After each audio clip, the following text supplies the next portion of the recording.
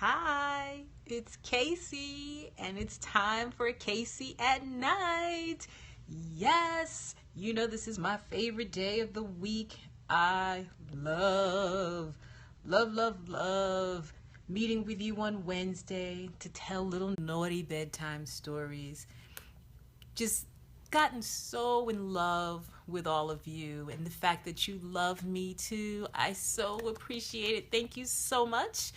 And so again, I want to thank you for joining me this week. As for some of you joining me every week. If you weren't with me last week, I read a delicious little naughty story written by the lovely Dr. Lola Smith. She gave us something called Made to Measure, play on words, and it was a naughty little story about a naughty little maid who just could not control herself and found herself unemployed, and then after a short time off duty, found herself newly employed. Only this time, she appears to have been employed for the, let's just say, for the little tart that she is. And gets a little hot and steamy, especially if you're wearing a Rubbermaid outfit. So again, if you did not catch that last week, it is currently pinned on my timeline. I will be moving it to Moments as soon as we are done tonight. I will be moving it to my website. I'm kind of behind in moving all the videos to the website. But again, thanks to Dr. Lola Smith, one of my lovely friends on Twitter. She's got quite a collection, so I would love it if you would follow her and support her works. So, as for me and what I'm doing, you may have noticed I recently this week released a short story by the name of Secrets. It's available on Amazon. It is a blue series. And as you know, I do my stories are all related to various colors. And Secrets is going to be a part of a multi-series short story collection. And this one just happens to be about two ladies who have by chance meet each other and I guess you can say kind of fall head over heels, and in a quick period of time kind of feel like they're kindred spirits, like they've been looking for each other. Only thing is, they both have deep, dark secrets that seem to be lingering, and with each passing day seem to be getting closer and closer to the present from the past. And so the question is, what happens when your past collides with your present? How does that affect the future? So you're going to have to start reading Secrets to find out. And later this summer, I will be introducing an orange called The Big Date. So just to kind of bring you up to speed, blue on the sexual rainbow, and I told you I'm going to be bringing you in on the concept of the sexual rainbow. So blue stories in the sexual rainbow indicate that you are a wonderful sex partner. You're affectionate and sensitive and consider lovemaking a fine art. Your passion is more like a tidal wave than a fiery aggression. Blues are the best mates since they never seek outside interests. So basically what this is going to tell you when you see that cover is that it's a little bit more romantic, not as kinky, fetish oriented as say a black or a red. Now when I bring you The Big Date, which is an orange, that's a little different. Orange is indicative of sexual fantasy. So if you like, say, role playing and costumes, you might be a little bit more interested in an orange story. Orange meaning you enjoy concocting sexual fantasies with a sex act as a dramatic one-act play in which you are the star. Hi, thank you. Is that Bimbo Charlotte? I'm sorry, I just kind of totally went off to the left because every now and then I catch a message in my peripheral vision. And so I want to say hi to Bimbo Charlotte. Thank you for joining. So back to what I was saying about orange. Foreplay is just as important to you as sexual intercourse. And despite it all, you often don't experience orgasm. I ain't buying that one. But you'll put on a good act. You can be violent during sex. Men tend to pull their partner's hair, while women are known for leaving red welts on their partner's back. So blue is romantic. Orange, just like you might think, kind of falls right there on the other side of the red. Not quite crazy. Thank you, Bimbo Charlotte. I appreciate that. Thank you for agreeing. But orange is not quite as crazy as red, and blue is not quite as intense as orange. Everybody's going to find their color. And I'm going to tell you what, if you're honest with yourself, you're going to have more than one color that you kind of favor. Like, you might tend to be a bit more of an orange, but every now and then you want to push your limits with the black, and every now and then you want to get a little kind of soft and gentle and be a blue. Unless, of course, you happen to be one of them hardcore doms or dominatrixes, and I'm not going to argue the point. You're black every day, all day. I'm good with that because it's a lot of fun in that one. But I digress. So anyway, back to where I was going. Secrets is available. The first installment is out right now on Amazon. I will be tweeting you the link a little later after the show. Get started on reading that. And then, like I said, coming later in the summer will be Orange, The Big Date. And I'm currently on Instagram at the Casey Carter Experience. I want you, if you're not on Instagram, I want you to get yourself on Instagram. I'm just starting to build that up because I will be doing live video from Instagram. Instagram is going to be a little different than Twitter.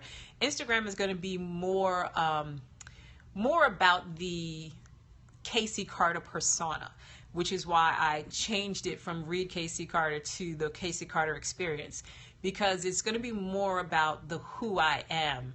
And I'll be sharing stories from Instagram, but you're going to get a little bit more of the insight into the who Casey Carter is, the experiences of Casey Carter, like when I go out to a bar or to a cigar bar, or when I'm out traveling, especially now that the summer comes, because I love a beach. If you follow me on Twitter, you see my morning post every morning, at least Monday through Thursday, because I sleep in late on Fridays. But every morning between Monday and Thursday, I try to bring you a beach photo, because you know what?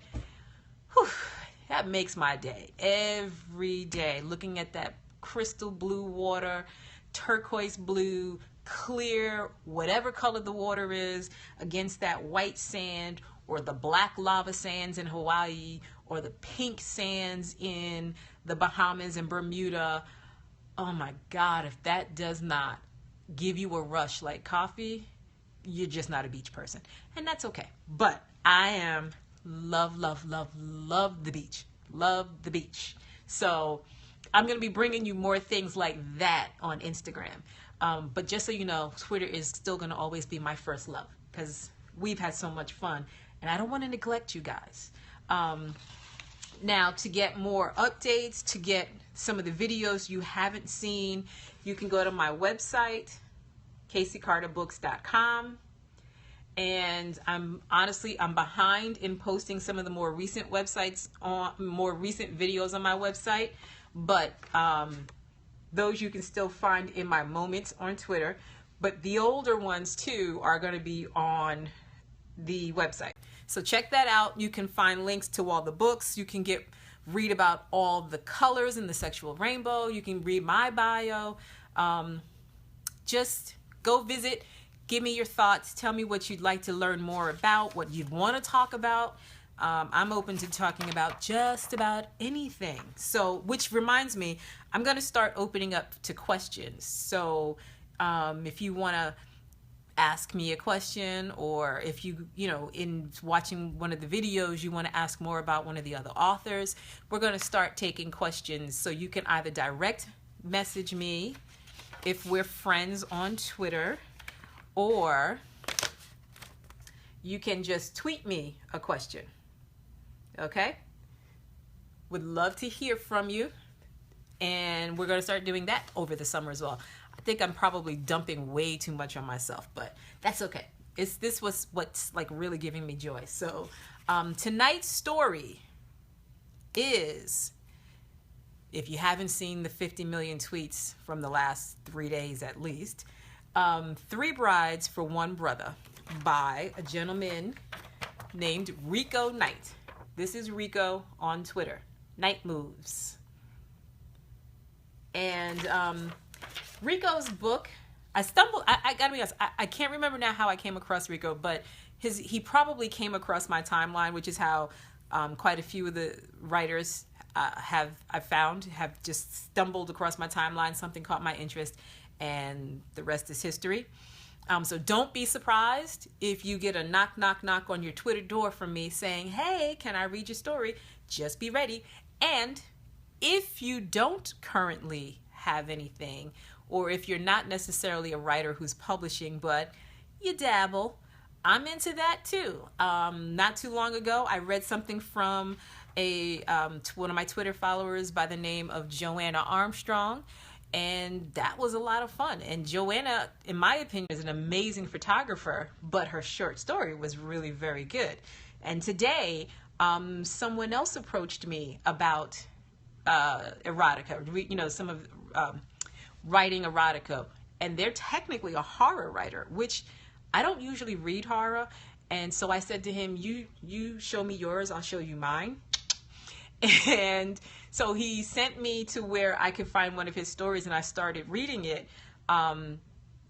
It's called Hide and Seek, and I like this guy so much, I'm gonna send you, I'm gonna tweet his contact information because I want you to follow him and read his stories. But I have to admit, I'm digging it.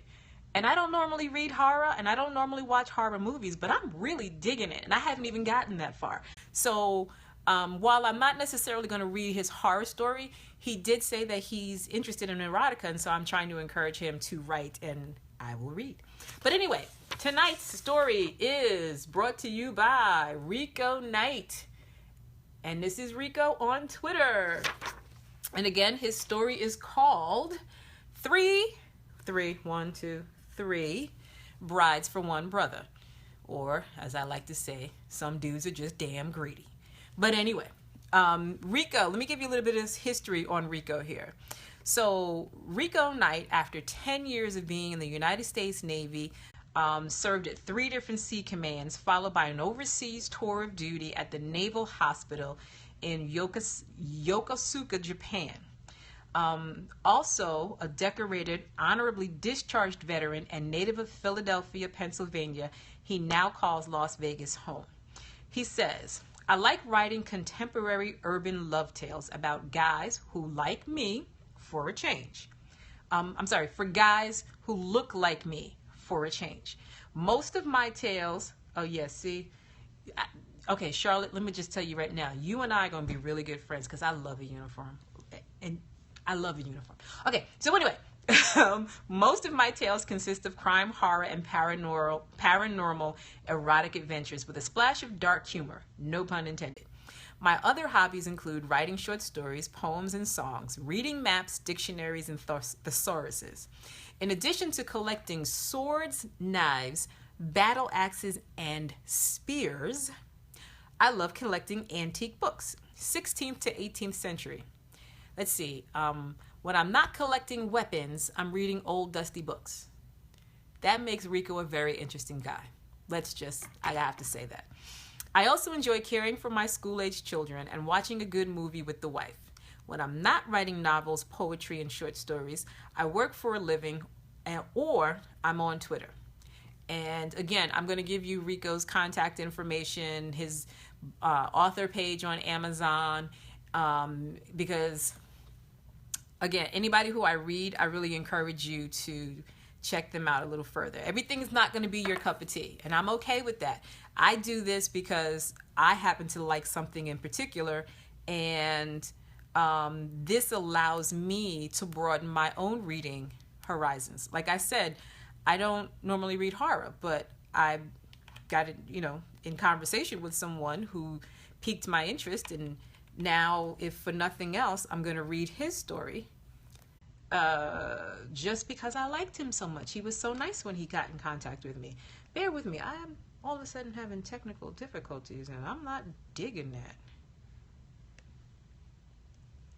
Okay. See, I told you this is a one-woman production, and when things go wrong, I got to try and fix it instead of being in the background while somebody else tries to fix it. So, like all women do, I am going to solve this problem by using a different tablet.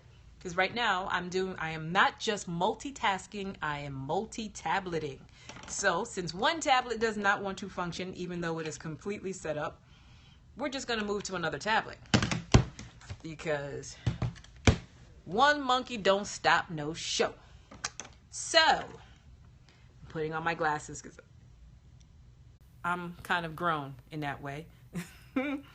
So, here we go. This is an excerpt from 3 Brides for One Brother by Rekeaux Nyte. "Honey, wake up," Hitomi urgently whispered, causing Walter to quickly reply, What's the matter?" With her adorable smile firmly in place, Hitomi merely grins. "Nothing's wrong, lover. I just wanted some quality time with my baby before the girls wake up. That's all." "That's all?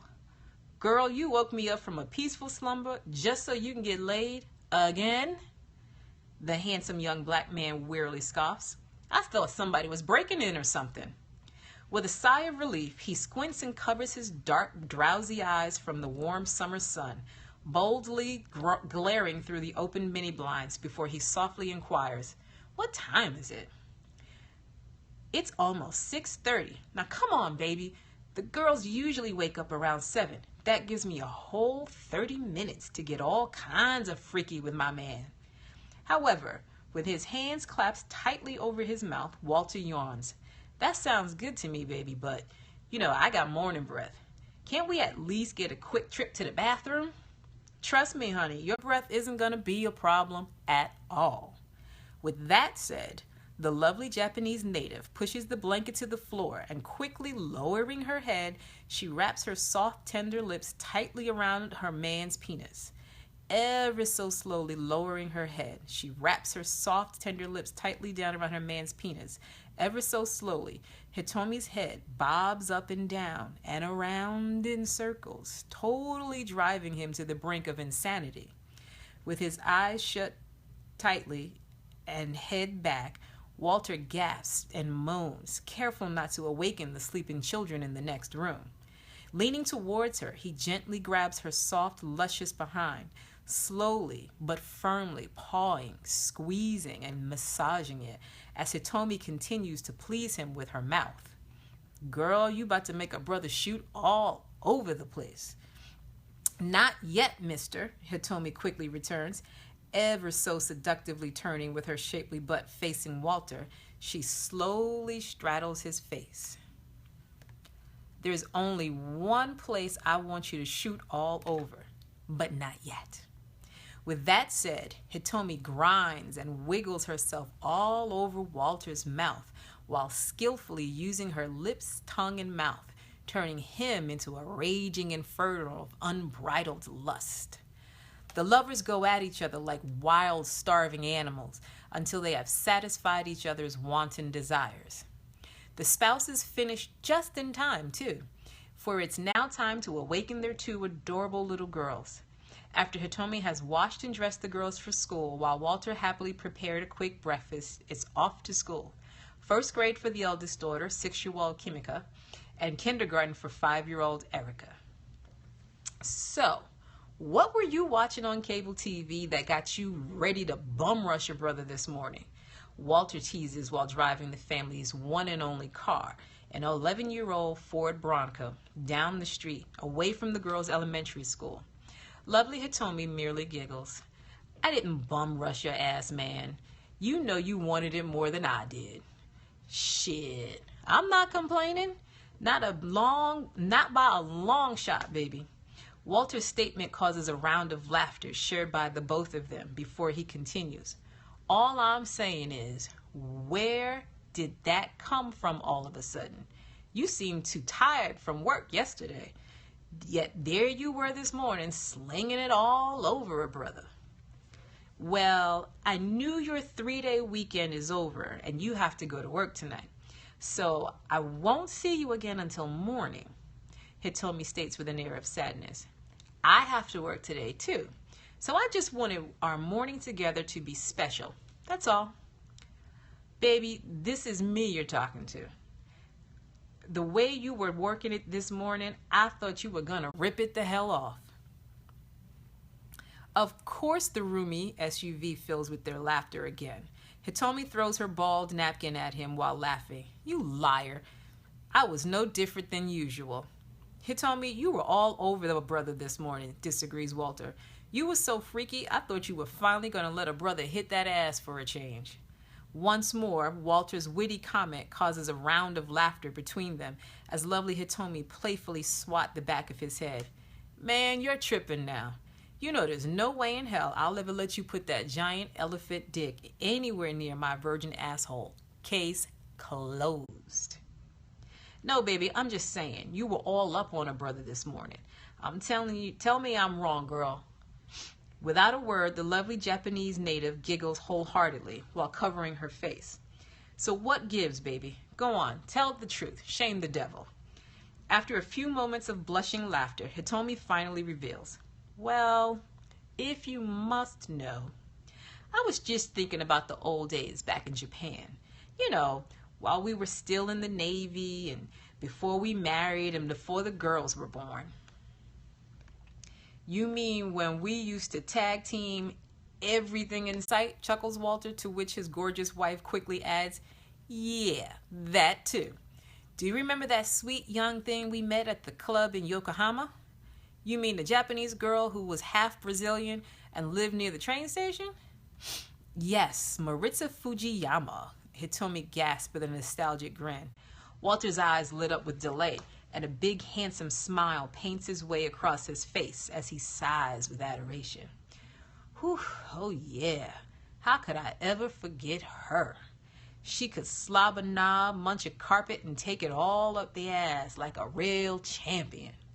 See, now if it wasn't for her, you wouldn't have this terrible attraction for anal sex. Me? What about you? Gasped Walter with one hand covering his mouth as if astonished by his lovely young wife's last comment. You're the one who couldn't keep your face from between the poor girl's legs. For a minute there, I was worried I was about to lose you. Oh, don't you dare try to pretend like you were jealous, growls Hitomi with mock indignation. You loved our little freak shows, performed for your eyes only, especially when you would rub your, especially when you got to join in all the fun, pervert. Baby, I ain't even gonna try to front, Walter casually shrugs. You two fine-ass vixens together in a good old-fashioned 69 was well worth the price of admission. But when y'all would rub your juicy pussies together while kissing, whoo, girl, that was out of this world.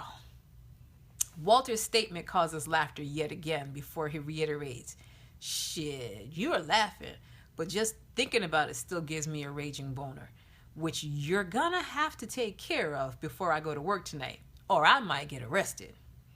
After yet another jolly chuckle shared by both, Hitomi seductively purrs. Now that I can arrange. Hitomi takes her man's hand, placing it on her thigh before slowly gliding it under the hem of her short skirt. Clamping her legs shut, she grinds her crotch all over Walter's fingers. Damn, baby, you can't wait until we get home? Walter hissed as his car comes to the stoplight, but he doesn't bother trying to move his hand. Smiling all the way, he happily adds, not that I'm complaining, but I don't want to have an accident or get arrested. But honey, you know how I love my Wally Gator, she purrs with her most sensual voice before slowly sucking on his fingers, the ones that only seconds prior were deep between her legs, rubbing firmly against the crotch of her panties. Girl, if you don't stop doing what you're doing, you're going to make me crash this car into those hedges. But baby, as soon as we get home, I'm going to tear that sweet stuff up. I'm going to hold you to that lover man. Hitomi finishes her statement by tenderly kissing her man's neck, face, and lips. Then as the stoplight turns green, Walter shakes his head and laughs. Baby, you're on fire today. It sounds like you're missing that swing thing. You mean you don't miss those golden days? Well, hell yeah, I miss them. Walter quickly replies. You know, I'm always ready to watch you get busy with another girl, or another guy for that matter. Because when you make love, you look so sweet, sexy, and angelic, all at the same time. Walter gives his loving wife an impassioned kiss before adding, but I thought you said you didn't want to do the swing thing anymore. I know, I did, honey, but only because in Japan the swinger scene was so different from here. Hitomi's pretty face suddenly takes a serious scowl. She clears her throat before she continues with a shrug. I got tired of spending all our time, money, and efforts on finding and hiring babysitters, getting a hotel, and buying all the food and alcohol, only to have the other couple cancel at the last minute. Yeah, I hear you talking, baby. Back in Japan, when they say they're coming, believe me, they're coming. Over and over again. After the roar of laughter dies from Walter's witty pun, Hitomi's adorable face once again takes on a serious scowl when she adds, yeah, and not only that, they have more manners in Japan. Everyone who came always brought something to drink or eat. When a sudden burst of excitement, she grabs Walter's arm and gasps with a smile. Remember that school teacher from Tokyo? He bought a big bowl of potato salad because you mentioned you liked it. And he brought 3 super cute girls with him. And they each had a bottle of champagne. Oh, yeah. I remember him. Now that night was a fuck fest, nods Walter with a nostalgic grin. My boy Jimmy from the deck department bought his coworker Vanessa, and you two were the hit of the party, he adds with a gleam of pride in his eye. And right on cue, Hitomi purrs with a giant smile of her own. Oh, honey, you know how much I love the sisters. Her ass was soft, round, and beautiful. I wanted her the minute she walked through the door, she confides with a giggle. I couldn't keep my hands off her lips, or her. I know, you two were going at each other like there was no tomorrow, gasped Walter while shaking his head from side to side. I mean the whole weekend. Y'all was all up in each other's pussy. I know, man, she was sexy. I wanted to stick my whole head between her cooch and just live there. With yet another jolly roar of laughter shared over this young, lovely wife's last statement, Walter slowly pulls his SUV into the driveway of their 2-bedroom rental house before he states with great merriment, boy, those were the days. Those were some fun times indeed. I totally agree, honey. But here in the so-called United States, there's about 1 million horny, hard-dick bastards all willing to stand in line for hours, if not days, just to screw one poor girl. And it doesn't matter how used up, tired, sore, or hungry and thirsty she may be. They don't care as long as they can get their dicks wet. Hitomi snarls with disgust. They bring nothing to the table, not even another partner. They expect you to do everything, and all they do is show up, fuck, eat like wild starving pigs, and then leave. Hitomi shakes her head from side to side in mild anger over her revelation, while Walter parks the car in silence before she continues. And then, if you're lucky enough to get all that, they're so fucking selfish, they don't even have the common courtesy to let the lady get her groove on. Just wham, bam, thank you, ma'am. Most of the time, without the thank you. Yeah, you're preaching to the choir, baby, agrees Walter with a nod. No presents, no wine, no chips and dip, no manners or common courtesy whatsoever. Exactly, Hitomi quickly scoffs with a vigorous nod. That's why I didn't want to do the swing thing anymore. Not here in the States. As the loving spouses make their exit from the SUV, Walter locks the door. using the vehicle's remote control while his smile returns. I agree, but it sounds like you're missing all that fun, baby. Unlocking the front door, they enter the house as he adds, if you want, I could check around the job. There are several young hotties working the night shift to whom I'd personally love to see you get busy with, right before we tag team them, of course. Of course, honey, Hitomi answers with lighthearted sarcasm. Heaven forbid that you should miss out on any of the fun. With a casual shrug of his broad shoulders, Walter closes and locks the front door. Then taking his adorable wife into his big, strong arms, he jokingly replied, Hey, a brother's got to get a finder's fee. His statement naturally causes light chuckles shared by him and his lovely wife. No, that's okay, honey. Takes too long to set up only for them to back out at the last damn minute.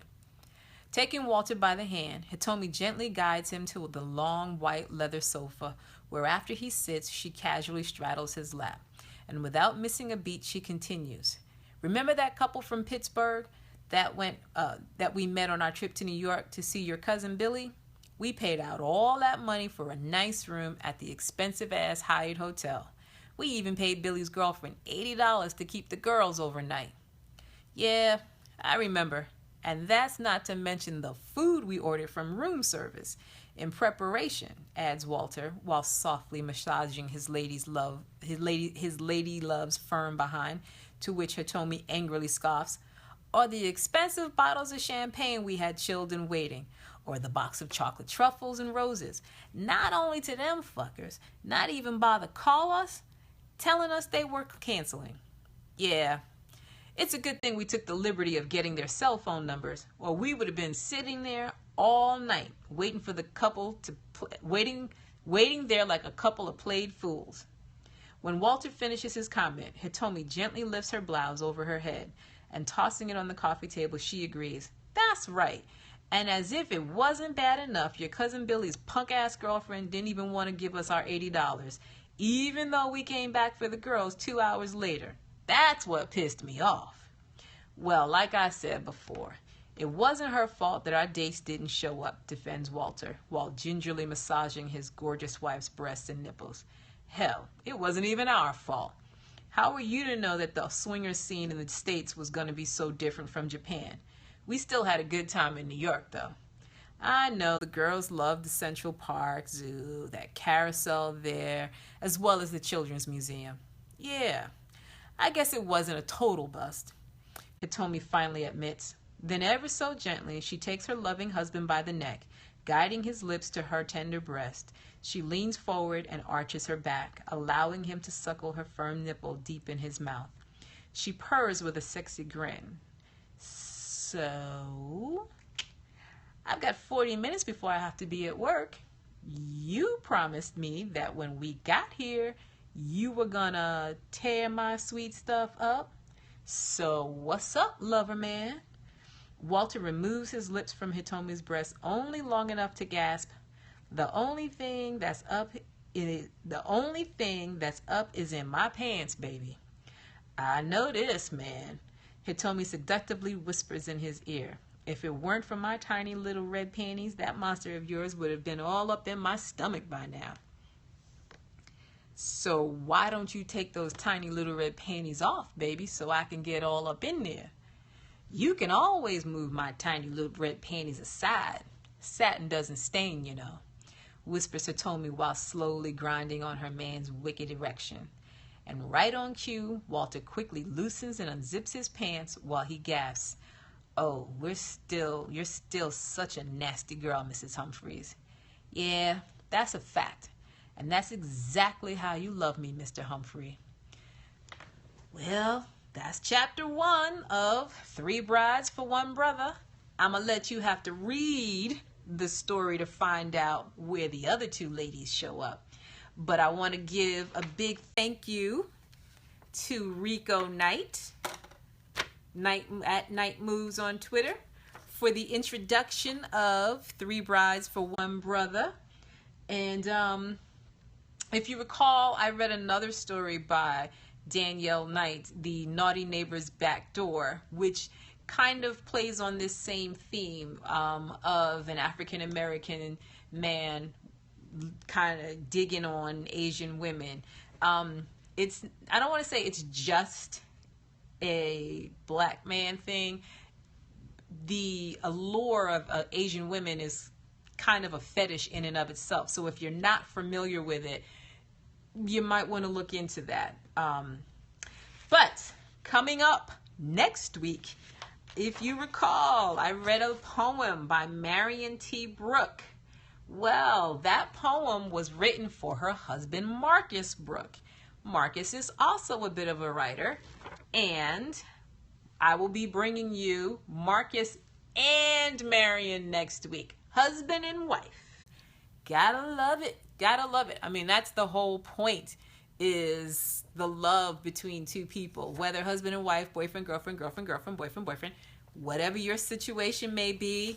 I just love the idea of love and the connection between two people, and how the energy that's created, if you learn, can be harnessed and called upon whenever need be. So next week, Marion T. Brooke and her husband, Marcus Brooke.